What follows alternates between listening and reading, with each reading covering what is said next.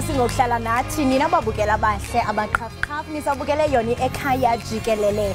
Kanti ke ubusando kungena ufika sesichwechwela ngasemnyango kuba ngoku singena kwiyure yethu yesithathu. Manjalo se right ntombi? Hayi ndi right sana ihora shakalombili lishayile mbukeli ake sibheke ihamba phambili kuleli hora.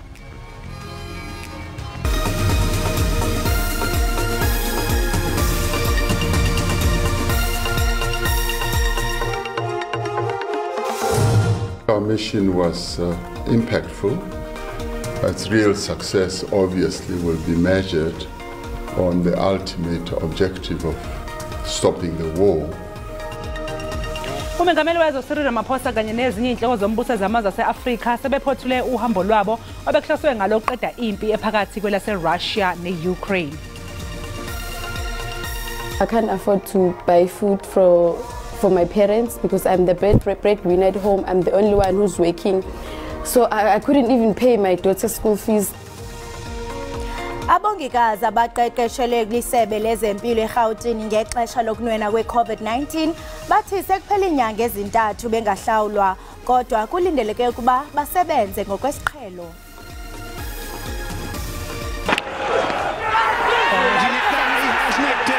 He has drawn, he's waiting for the decision, he's going to have to turn and go.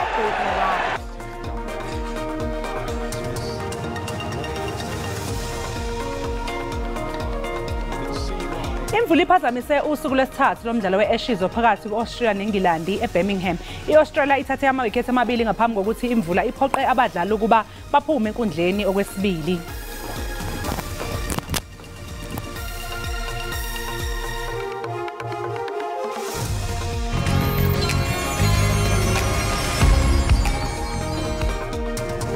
Sanibonani babukeli nginibingelele ke igama ngumxolisi wakwaMasango umethule weinhlelo zala iSABC. Sesibe ngomumo ke ukuthamela isiqephu sanamhlanje sekhaya Jikelele kanye noNoxolo noKholosa. They've got us covered news, sports, entertainment nako futhi konke okuningi. Today's show is action packed. Iqala njengamanje ithokozele.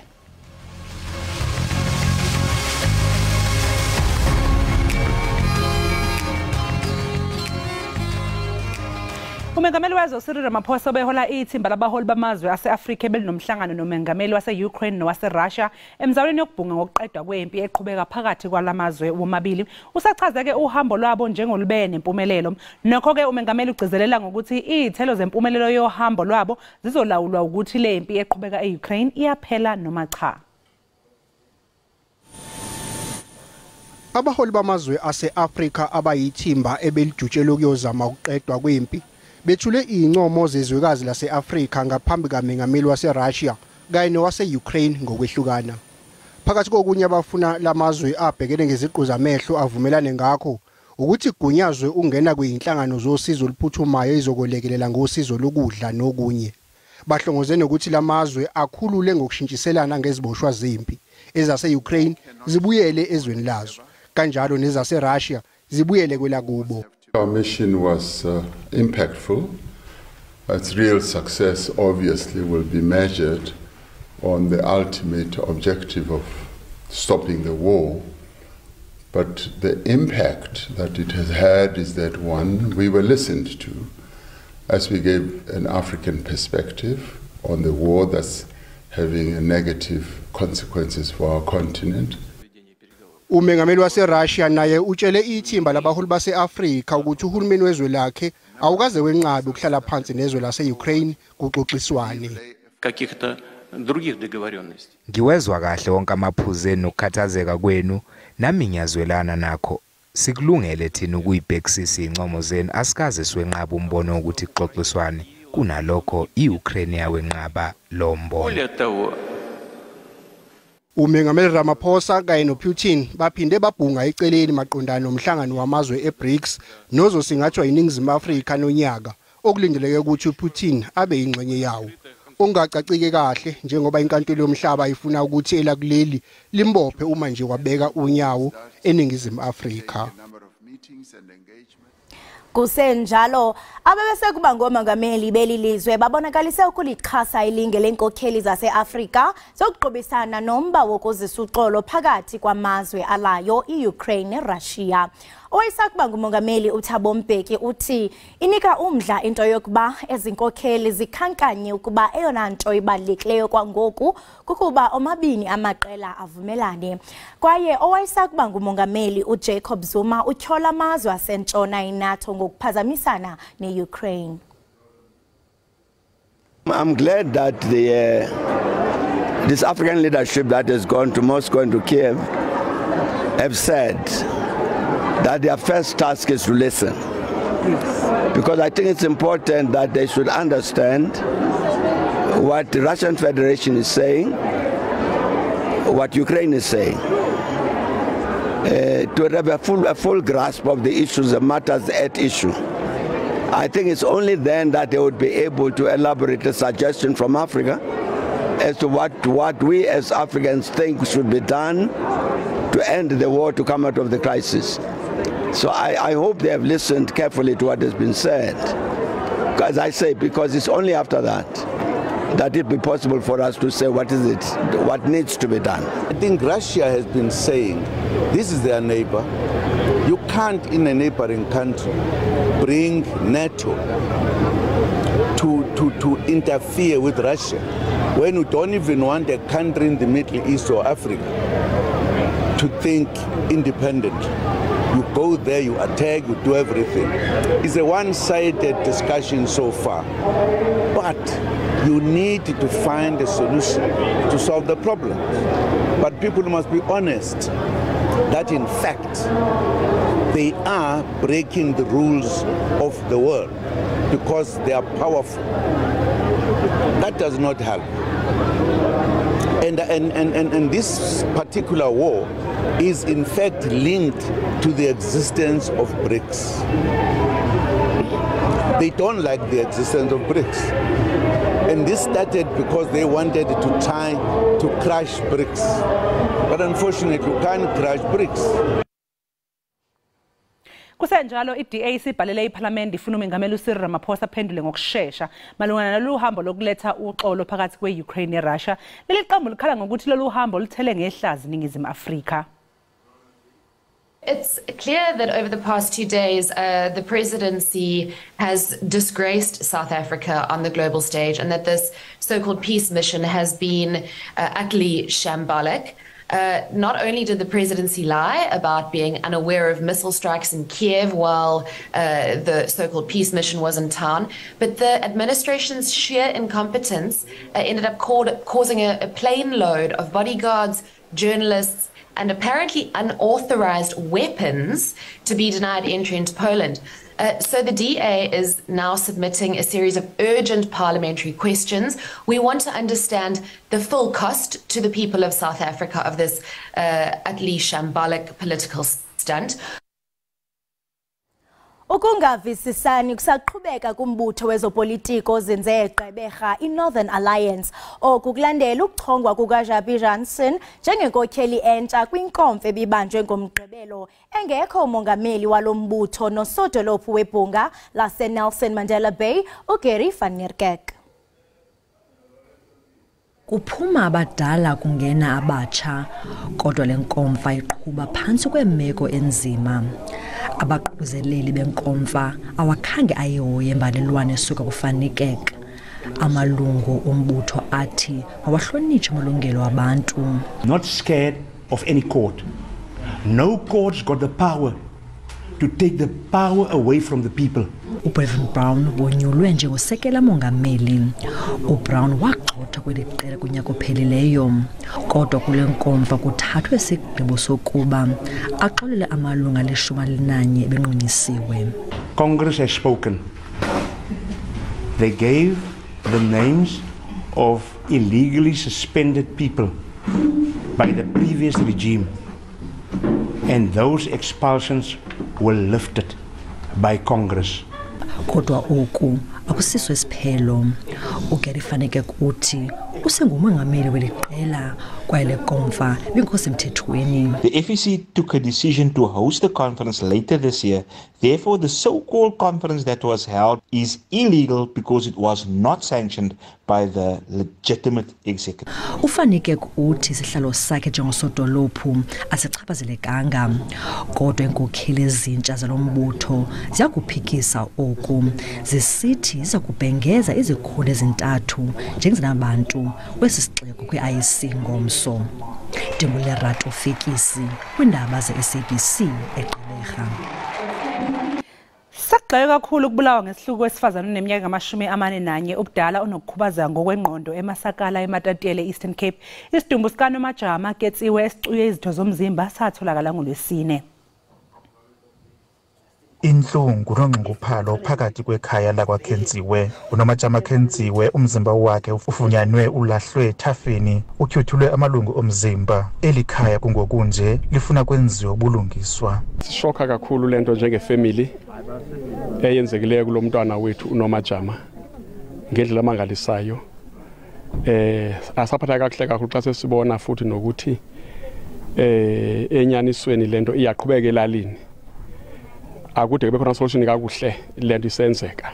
Hey, siphatheka kubi kakhulu indaba kaNomajama. Kangangoba asikabikho right, asikakwazi kwakulala ezindlini kumbono esiwubonileyo okaNomajama wokugetyengwa kwakhe. Sive sibuhlungu sidanile xa ezolimala egetyengelwa elalini apho esaziwa khona.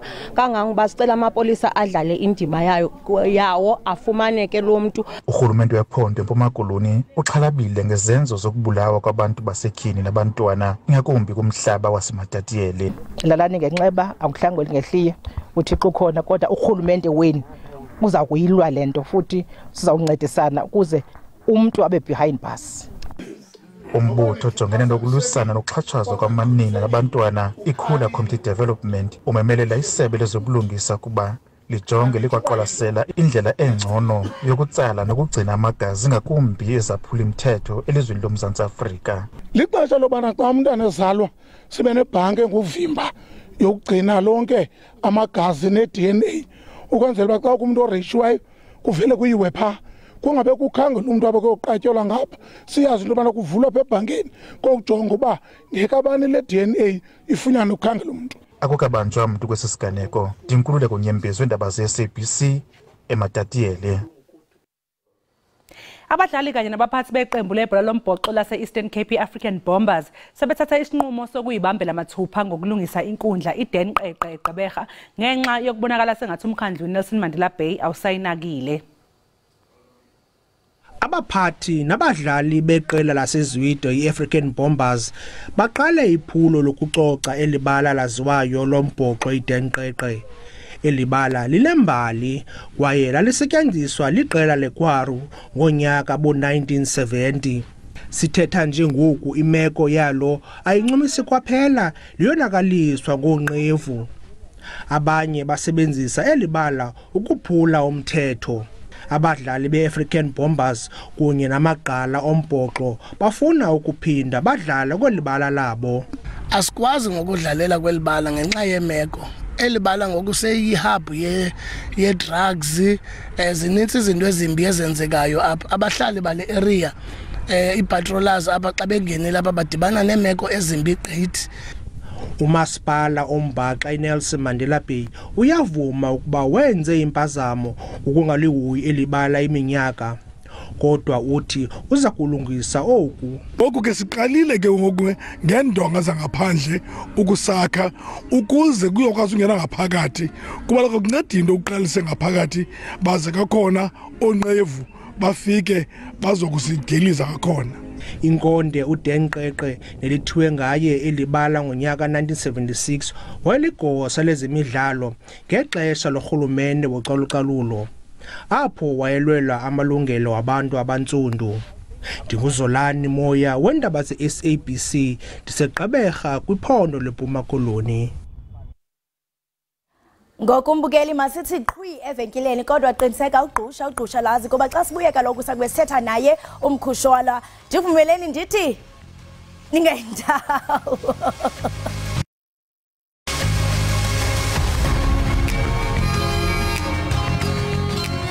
Siphinde sikwamukele mbukeli Ekhaya Jikelele Breakfast Show sahlezi nayo unoxolo kamtshali kanjalo nokholosa wakwaLubisi. Phambilini ke mbukeli sikubikele udaba oluthi umsebenzi wokubuyisela idolobha laseKapa esimeni uyaqhubeka engxenyeni eziningi zasentshonalanga leli dolobha kulandela izinsuku lidliva kanye nesimo sezulu esingesihle. Isiphepha sinamandla siye sadala kumonakalo omkhulu kwingqalazizinda kwavalwa ngisho nale imigwaqo. Imfula nemsingi bigcwele idla indwane kanti ke nezinkulungwane zezakhamuzi ziye zathinteka kabi. Kanti ke njengamanje ukusichazela kabanzi ngalezi ikhukhula sixhumane sangoma sezulu salapha eSABC esithandwa kakhulu umkhushula kwaMsimangwa osebenza lapha ya South African Weather Services ePitoli. Thabizolo asekubingelele sikwamukele ohlelweni Ekhaya Jikelele Breakfast Show sayisajabula ukuba nawe namhlanje kuseni.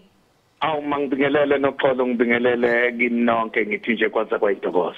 Kwaze kwayintokozo mbukeli ukuthi sikhulume nomkhushulwa esePitoli. Yazi ngabe siyajabula ukuba wemkhushi ula e-studio kade nje ukholose ngaphambi ukuthi siye izitolo utshela ababukeli ukuthi mesho ukuthi kuzoza umkhushulwa uze wenza lento ozuyenza egcineni ngezandla ukuthi nje ungayindawo. Ngifisa ngabe umbonile ngabe ngcono ukuthi besikuthole nangeZoom okanye ke cha next time mangabe sicela usuze lapha e-studio ngoba ababukeli bajabula kabi mangabe bekubona. Kulungile sizokuhlela akunankinga ngoba ke konke sikwenzayo sikwenzela umphakathi sikwenzela ababukeli njalo nabo. Sibonge kakhulu. Wemkhushi ziyini imbangela zalezi ikhukhula ezentshonalanga koloni? Mangibonge kakhulu ukuthola ithuba kodwa ke ngiqale ngisho ngithi ke kumele into ekumele siyazi singabantu base Mzansi Afrika okanye nabantu baseKapa jikelele ukuthi ke imvula esizithola eKapa noma ngizothi imvula eKapa okanye Western Cape entshonalanga nezwe zitholakala esikhathini ke sasebusika bese kuthi ke esikhathini sasehlobo bengatholi imvula bese siyithole enkabeni yezwe nasempumalanga nezwe ngesikhathi sasehlobo okusho ukuthi ke ebusika isimo esijwayelekile ukuthi ke imvula eKapa sitholakale ngenxa yemsinga ebandayo endlula kulezo ndawo.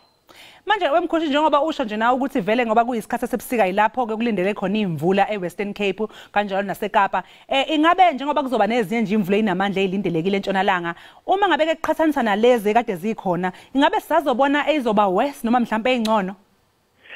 Impela engingakusho nje ngingasho ngithi ke kusesekuseni kakhulu ukuthi ke singathi ke imvula zizothanda ukwehla ngoba phela ke imasiqala isikhathi sasebusika okusho ukuthi ke sizoqhubeka siyithola lemsinga ebandayo ize noma ngokomonakalo noma ngokomthelela angeke ifane kodwa ke kusesekuseni kakhulu ukuthi singathi ke it's over sisazoqhubeka sibhekane naso isimo sokuthi ke eKapa entshonalanga sithole imvula kuyoze kuyogabanxa ubusika noma kuyongena lapha ekhathini ke zabo August ngoba ke ngalozo nkhathi lezo siyilapho siyobe sesiqala khona sibone imsinga ebandayo indlula lapha olwandle ingasakwazi ukuthi ke ithinte indawo zangaseKapa njengoba ngikhuluma nje uyangena umsinga obandayo eKapa ungena ke namathuba amakhulu kakhulu emvula ahambisana nesixwayiso esilapha kusigaba sesine semvula ke ezinganamandla ezingakhanda imonakalo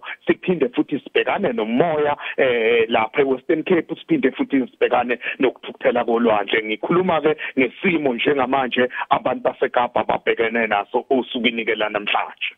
Yisiphi ke sexwayiso Thabizolo ongasinika nje ke abantu basentshonalanga koloni ukuthi yini okufanele ukuthi bayiqaphele nokuthi yini futhi abangayenza ukuze phela bahlale bephephile?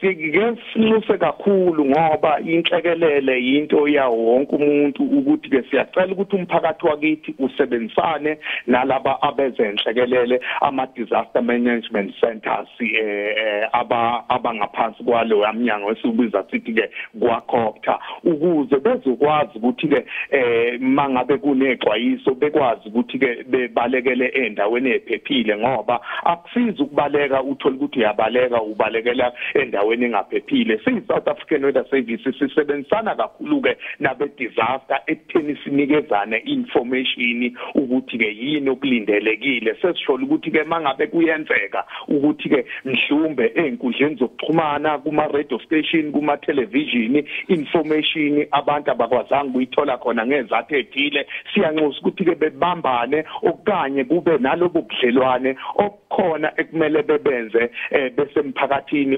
ukuthi kube kusebenze nalabo bama disaster management centers ngoba inhlekelele into ya wonke umuntu akusinalaba abazokuxhumana ikakhulukazi ama television nama radio station siyanxusa kakhulu ukuthi ke bethathe noma qaphele kakhulu noma bekuthathe into ehambisana nesixwayiso noma iwede ehambisana nesixwayiso beyithathe ngokuqikelela ukanye beyithathe kube yinto ebaluleke kakhulu ngoba inhlekelele into esuke ethinta impilo zabantu siyanxusa kakhulu ukuthi ke sibambisana sonke njengoba nikwazile ukungibiza sikwazi ukunikezana information njengoba ke nathi siyi South African Weather Service sibanazo izigaba zokukhipha ixwayiso ukuthi ke isixwayiso sesigaba sesibili sesithathu sesine kuze kuyoshala lapha kusigaba sesika10 okusho ukuthi ke mhlawumbe ngenxa yesikhathi kunganzima ukuthi ngiye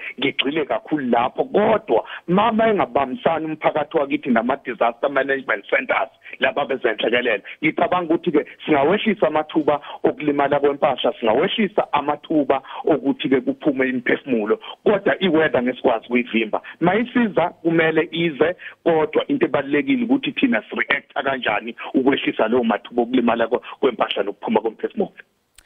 Mkhoshulo uma ngabe mhlawumbe umbukeli simphuthile isimo sezulu lapha makuphele indaba mhlawumbe ikuphi lapha enye indawo angasithola khona isimo sezulu mhlawumbe amakhasi okuxhumana singathola isimo sezulu ku website yakwa South African Weather Service awuphinde futhi athole isimo sezulu ku Facebook yakwa South African Weather Service aphinde athole futhi ke i-update kuma Twitter khona lapha kwa South African Weather Service aphinde futhi athole isimo sezulu ikakhulukazi ke kwezinye inkundla zokuxhumana.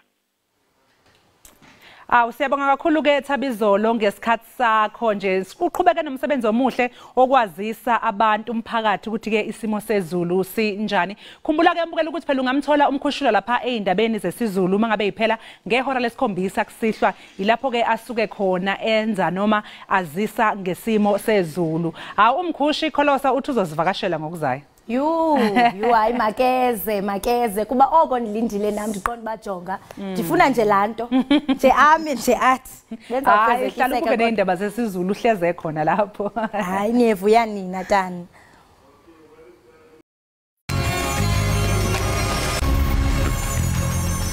Enkosi ngokuhlala nathi usabukele iEkhaya Jikelele apho kwinkqubo ndaba yakho ehamba phambili iDTT. Njengoba usazi kaloku umbukeli into yokubana apha kwiziko lethu leSABC sinentatheli ezingomakhwekhwetha ezibhabhela ngasentla. Kaloku ke njengokuba singena kwiveki siyafumanisa kaloku into yokubana zithini zona eziphala phambili eParlamente. Siyasebenzisana kakhulu ke nomnye intatheli yethu okhoyo uSisilula Mamatya. Sisilula mama sikubulisa sikwamkele ekhaya Jikelele. Banibulele ndibulise nakubabukeli besekhaya Jikelele Kholosa. Kulembele veki kaloku uye wasixelela into yokubana nizawuthatha ikhefu ndiyathemba into yokubana uthe zava kamnandi waphumla.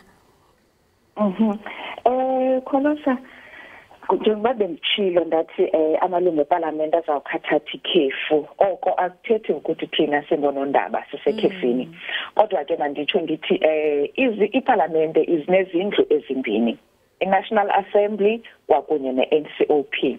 Ngolwesine weveki ephelileyo iNational Assembly ibigqibelisa ukuhlala so yona izawubuya in August. Kule veki iNCOP ebizwa ngokuba libhunga lesizwe lamaphondo ihleli Kholosa. Ngolwesibini umzekelo izawuxoxa ngombandela komthetho oyilwayo ojongene neSouth African Post Bank. Lo mbandela ke noxolo siyayazi into bana lukhona utshintsho inguqu ezenziwayo kweliqandelo lePost Bank nalapho kuzakuthi kwenyulwe lo-mthetho uzawuvumela into bana kwenyulwe iCEO kwakunye neCFO. iNCOP zabibhizi ngalo mthetho oyilwayo ke kwakhona Kholosa ngolwesine iNCOP abaphathiswa becluster yeeconomics baza kube bephendula imibuzo ephuma kumalungu eParlamente pha kulandlu yeNCOP. Siyayazi ke into bana imibuzo yaseParlamente yenye yendlela ethi amalungu eParlamente afune abonisa afuna impendulo ngayo kubaphathiswa into kubana bawenza kakuhle na lo msebenzi wabo. Okunye ke noxolo siyayazi into bana umphathiso wezimali uNogodongwana ngoFebruary wayethetha xa uhlahlo lwabiwo mali olwaziwa ngokuba ibudget. I-NCOP ke ngoku izawuphinda iphicothe lo budget kaMnumzana uGodongwana kuba seyigqibile iNational Assembly ngayo yayithumela kwi-NCOP ukwenza into bana amasebe karhulumente kwakunye namaqumrhu karhulumente akwazi ukusebenzisa imali kulo nyaka mali ka-2023-2024. Kholosa. Ingaba mhlambe ikhona intetho esingayilindela kuye umongameli uCyril Ramaphosa okanye uDeputy? Wathi kule veki Kholosa badilile bona ngolesine kwesithathu weveki ephelileyo uDeputy President uPaul Mashatile ebephendula imibuzo apha kwi-NCOP. So bona sakubabona ke ngoku kwitheme zayo bagcibile. Ukanti ke noxolo manditsho Kholosa manditsho ndithi okunye esikulindeleke uba kwenzeke ukuba le NCOP kwakhona nayo izawuthi ixovule umbandela womthetho oyilwayo wakwa-Eskom ojongene nokunika umniniva kwityala laka-Eskom. Siyalazi uba ityala laka-Eskom lixabisa more than 400 billion rand. Unongxowa karhulumente ke Kholosa ufuna ukuthatha about 254 yeli tyala. Naleyo into yayibhengezwe ngumphathiso wezimali uNogodongwana ngexesha lohlahlo lwabiwo mali.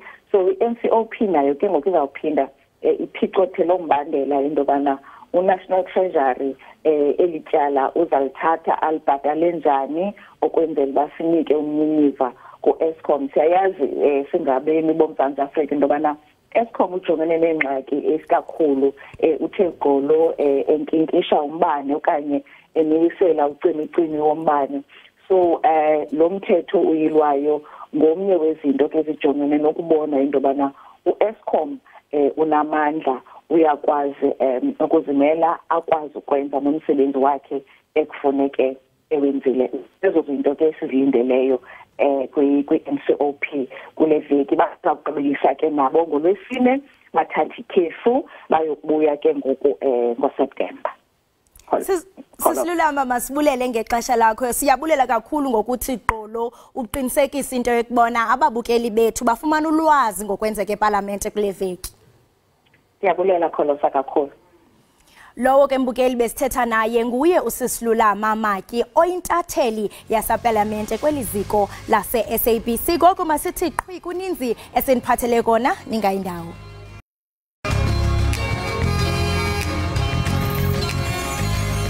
Sisamukele mbukeli, sibonga kakhulu ukuthi sahlezi nathi la ekhaya.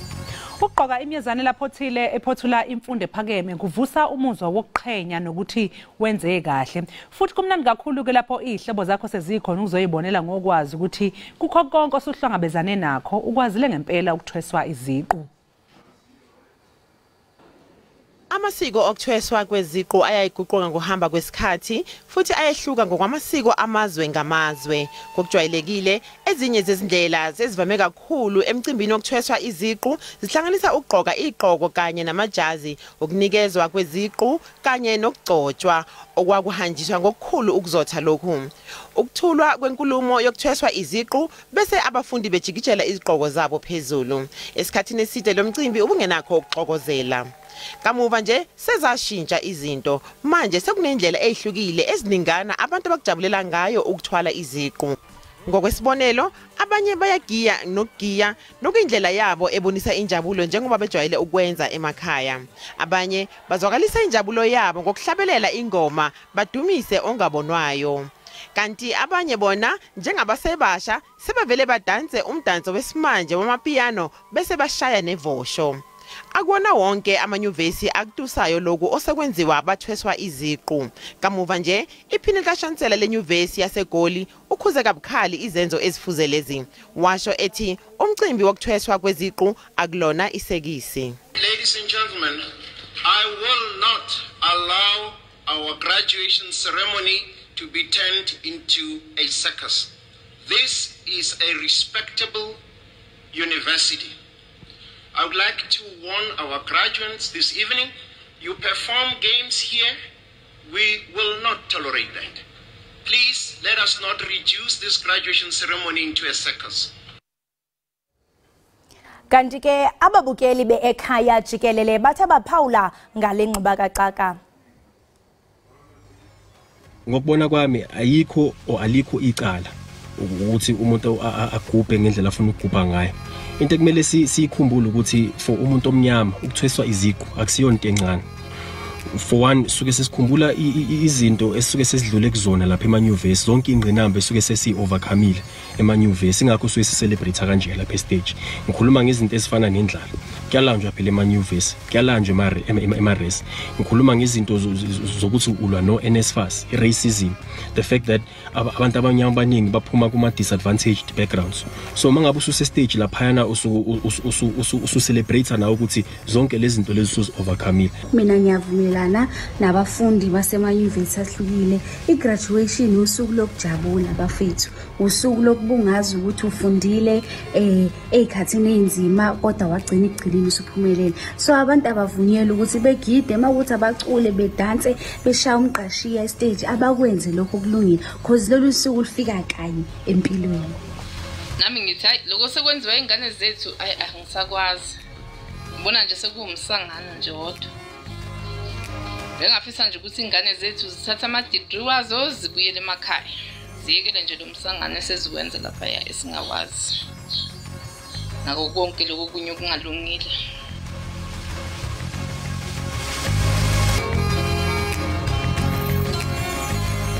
Enkosi ngokuhlala nathi nisabukele i-Ekhaya Jikelele. Kanti ke xa singena kwezemidlalo, iBafana Bafana ibukuzo luthulini Morocco ngamanqaku amabini kwelinye e-FNB Stadium eGauteng kule mpelaveki kumdlalo wokuzibekela indawo kwi-AFCON. Amabini ke lamaqela sele ekulungele ukuya kwi-Africa Cup of Nations, kodwa eli bilithuba leBafana Bafana lokuba bazibonakalise kwindebe yehlabathi eyandulelo wamagqibela kankqoyi, ithuba elithatyathwe yiBafana ngokufanelekileyo. Ngoku ke iBafana ikwinqanaba eliphezulu ku-Group K. Make sijonge ezinye zembalasane. Corner taken short. Here is Percy Tau, threatening ball into the area, the keeper spills it into the net! What a start that is! Percy Tau will get credit for the goal, but it's a dreadful mistake by Munir Mohammedi. manje umunye wabadlali bethu abahle kakhulu uThapelo wenza iphasi enhle ngendlela esimangaliso. Ithuba ke lelo bafana beNingizimu Afrika bani ithuba! Oh! Yes! Ubesebenzile kodwa goalkeeper. Nanso ke yenzeka indaba. 2-0. It just shows you what team spirit does, what playing at home does. When you've had confidence and you've had the proper preparation in your build-up work. Ziyech cuts inside, tries a left-footed shot. That's a brilliant goal. That is a brilliant goal from the Chelsea man. Oh! Ejafika lapha. Limshaya endaweni okungafanele. Ethengla umihlali lapha uma yambela. Uthi unompempe umdlalo uphelile. Uphelile ke umdlalo. INingizimu Afrika izolala iphakele phezulu kuyona iGroup K. I-Australia ithathe ama-wicket amabili asheshayo ibhekene neNgilandi osukwini lwesithathu lomdlalo we-Test e-Ashes eBirmingham. Nakuba-ke ngeyikhathi zantambama imvula iphazamise umdlalo, elase-Australia likwazile phela ukusebenzisa leli thuba-ke lakhipha amafolisa ngama-batsman yimbangi uZach Crawley esaqokelela ama-runs ayi-7. Kwase kuthi uBen Duckett yena waphuma eseqokelele ama-runs ayi-19. Ngesikhathi kumisa umdlalo ihlandla lesibili, iNgilandi ibihamba phambili ngama-runs angama-35. Kanti ke kuqaleni i-Australia ikhishwe yonke emva kokuqoqa ama-runs angu-386. Mbukeli ake siqunga seyitolo kanti masibuya uKholosi uzobexoxisana nesinye isikaqaqaqa esizokhuluma ngezokujima. Awufuni ke mbukeli uphuthelo ikakhulukazi ufuna ukwazi ukuthi isamabhodi yenziwa kanjani. Phela kuthiwa samabhodi is made in winter. Ungalingeke uphuselwe.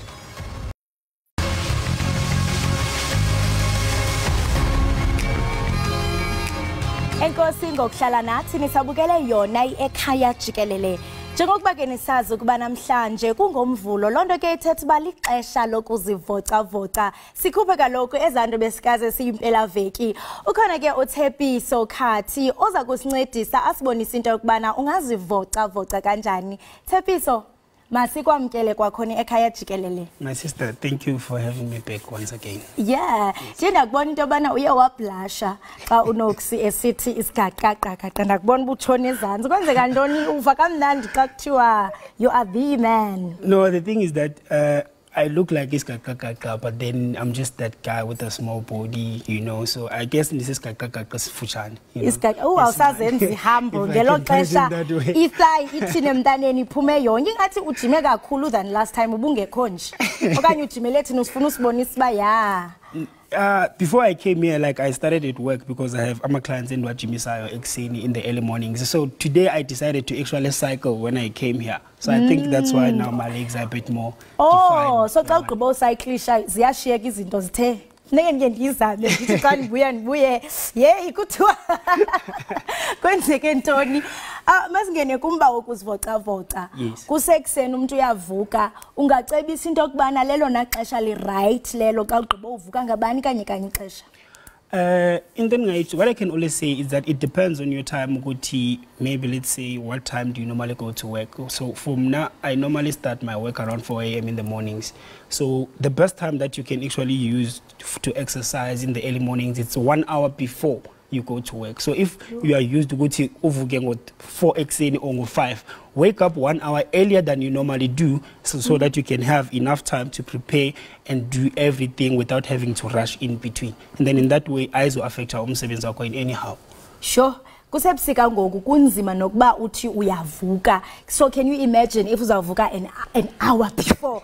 You know mhlawumbe khona indlela ongachita ngayo, let's say okanye if useshowereni uqonda ba okay uvuke late ube ubusy usithi uyakwazi uyichita okanye funeke nje i-hour. The best way that I normally use to cheat at that time is that if let's say I'm used to sleeping at 10 p.m. So what I would do, I would sleep 1 hour earlier than I would normally do, so that I would have still the same hours that I normally sleep within the hours of the night, and then I will wake up 1 hour earlier than I normally do, and then in that way it's not going to affect my habit in anyhow, but it's going to be something new to try, which is to adapt into, but it's something to try and put into action only if you are willing to put in the commitment and the discipline throughout everything.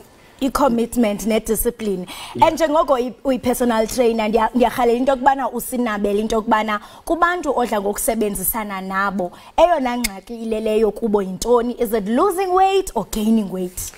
So the biggest challenge that I normally face, it's about umkhaba, like working on the stomach. It's like most of the clients that I get, they would come to me and be like, if you lose a stomach within 2 months, and I'll be like, yo, it's possible, but it's not possible. Because we're going to lose that stomach in 2 months, but it's going to come back because it's going to take a lot of effort to put in to lose, which is harder to even sustain and maintain for the next 2 years to say. You see, so the biggest challenge is people come with me regarding weight loss most of the time, about umkhaba, about how they look and want to tone up and look nice. So mostly that's what I deal with most of my clients, and then I have those ones who run and also do muscle toning.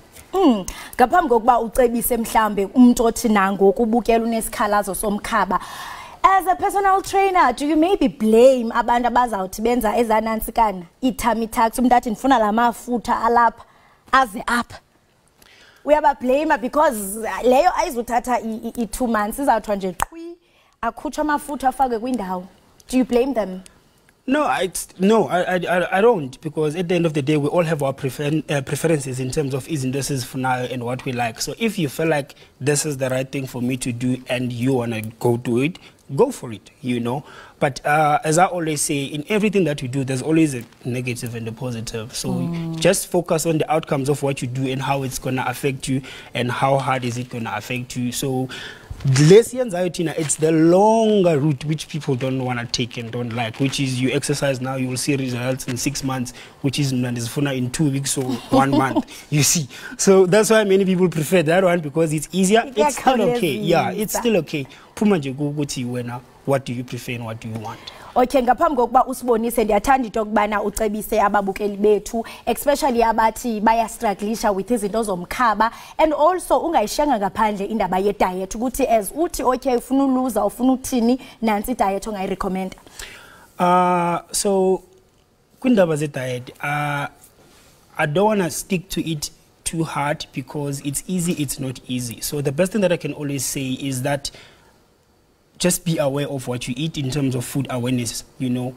Learn about food, learn about nutrition, and have knowledge and understanding ngokutya ukuthi kusebenza kanjani. Because a mistake yethu that we tend to do and not realize is that you are eating healthy, yes, but the amount of food that you are eating which is healthy is actually going against the results that you want. For example, ngifuna ukuluza weight, and then when I get home, I'll have my nutritional food and everything, but when you look at the amount of calories that's in the food that I'm eating, which is healthy, it's above what I burnt ejimini. So now it's more than what I burnt ejimini, which is ejimini I burnt like 1,000, then manfikently I eat 2.5, which is still healthy food. So be aware of that. It's okay, I burn 1,000, at least I need to eat a 500 calorie intake of the food, which is half of what I burnt. Then it's easy to see results in that way when it comes to food and nutrition. You know? Usathetha ke nge-results. Nansi Max, abashwe umbukeli nawe ke uqiniseka into okubana xa yenza nawe uyenza nami kwelami icala nzawenza. Ndawa kaloku last time. Abashwe. Thank you so much.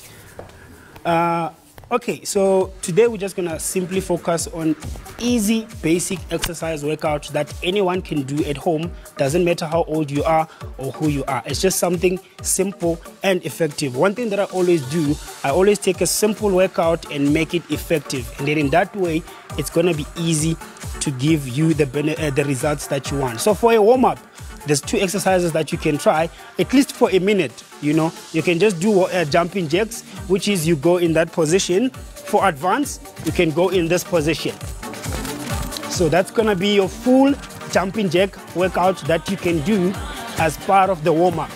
Now, let's say you're someone on in like this amadolo and the back. Now, the simple way that you can do this workout, you just go on your toes and then you just go there. It's still the same workout, but then now it's less accommodative for someone who can't do the jumping. So that's the kind of jumping jack that you can do as part of the warm-up. Now, the second workout that you can try out as part of the warm-up is running in one place, which is running in one place combined with high knees. So now you're running in one place, and then you make sure all the time as you run, you stay on your toes. So all the time you're on your toes as you run, your posture, body facing straight forward, and your arms swinging forward as much as you can or as fast as you can. That's the advanced way that you can actually do the running in one position. The other one that you can try is just butt kicks. So you go into that position, same thing, and then you go as fast as you can. Remember, it's a warm-up, so you want to get your whole body engaging into the workout. So that's the best way you can do the warm-up. So to make it easy and effective, you can do this for a minute, rest 30 seconds, another minute, 30 seconds, another minute, and then 30 seconds, which is 3 times. That's enough to warm your body. Now we're gonna come to the workout. Many people see me with these legs and I'm doing gym or lifting weights. Honestly, I don't. You see, because I've never been a big fan of weights. And since I'm a runner, I'm not allowed to do weight because they're gonna make me gain muscle. So I'm a big lover of squats and lunges, which is the best exercise you can actually do for yourselves in terms of getting the legs. Now, for a squat position, you go into a stride, you go there, make sure that you squeeze in your glutes all the way. And then from there, you're gonna go low as much as you can. I know for some, this is how far they can go. That's fine. If that's how far you can go, it's okay. Just drop low as much as you can. And for me, this is how low I can go. And then you slightly go up, squeeze your glutes. And then you go all the way. And then you can do maybe 10, 20, 15, 30, depending on your level of fitness. So this one, there isn't really another way that you can do because a squat is accommodative for anyone. But one thing you should be aware of is how you position your legs and your body. So you must make sure that your knees are not going over your toes, because in that way it's no longer a squat, but it will pain more on your knees. So just always make sure that your knees stay above, not above your toes, and then you just drop low as much as you can. Now the best way you can advance this workout, you can either do a jumping squat. Same thing, but a different motion of squat. So you go into that position. Another way that you can do for someone who doesn't prefer jumping is just you go into the position and then you can bounce up and down. And then you go up. I call it pulsive squats, and then up. So again, it depends on your level of fitness and how much you want to push yourself. So in this way, I always prefer this one. So you can just do 10 squats, up and down. And then after 10, now you're going to bounce twice, which is the same thing. 1, 2, up. Wow. Which is 1, 2, up. 1, 2, up. So now you are increasing the intensity of the squats. Hayi so ungenile jonga and eyona nto endichazayo kukuba uyaphefumla. Awukwazi nokube uthi qabqab. Enkosi kakhulu ixesha luthaba. Hayi ke mbukeli ndiyathemba into yokubana uye wavuseleleka wawe ke walula amathambo omzimba wazivocavoca. Noxi hayi sabona kakhulu uThephiso ngaleyo ama moves la impela hayi hopefully umuntu uzowenza nombukele ekhaya ubewenza mbukeli sesifike ekupheleni kohlelo lwesukelo namhlanje ngomsombuluko ekseni kodwa khumbula kusasa ekseni mazithi 6 o'clock yimi nokholosa sobe silapha futhi senza isiqiniseko sokuthi sikulethela zonke indaba kanjalo isimo sezulu njalo nibe nje nosuku olumnandi siyabonga kakhulu ngokusihlanganyele kanye nathi bye.